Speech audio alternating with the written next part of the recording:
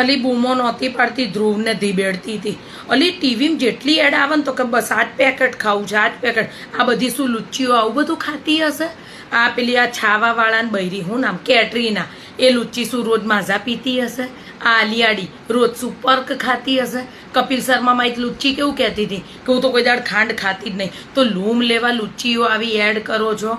આ પેલી 800-900 કરોડની માલકીન છે સૈફ ખાનની બૈરી નવરી, એ રહી શું રોજ પૂરીઓ તળતી હશે? હાલી પડ્યું છે. આ પેલી આ શિલ્પાડી આ સોયાબીનની કંઈક એડ આવી એટલી તો કે બસ આજ મારે સોયાબીન ખાવ. ધીબેડ્યો હરખાઈનો સોયાબીન નહીં બીન બેગ બનીને બેહી ગયો ખૂણામાં. ત્યારે શું યાર. અને અડધો દાટ તો છે ને લુચ્ચીના ક્રિકેટરોએ માર્યોલી. ત્યારે અલીમાર બેનનો છોકરો 50,000 રૂપિયા હારી ગયો. પહેલાંના ક્રિકેટરો શું આવી જુગારની એપ્લિકેશનો કરતા હતા પ્રમોટ? આ તો લુચ્ચીના 1000 1500 કરોડના માલિક થઈ ગયા, 5,000 કરોડના.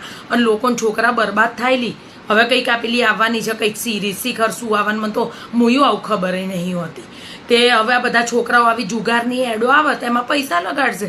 મારા બેનનો છોકરો લુચ્ચીનો એક તો 50,000નો ખાડો કર્યો અને પાછો કહે છે જો મને કંઈ કહેશો તો હું આત્મહત્યા કરી લઈશ. મારા બેનને બી અત્યારે 100 રૂપિયાનું દોડ્યું લાઈને હાલ. આવો વસ્તારમાં જે આપણને બીવડાવવાના ચાલે જ નહીં. ત્યારે શું યાર.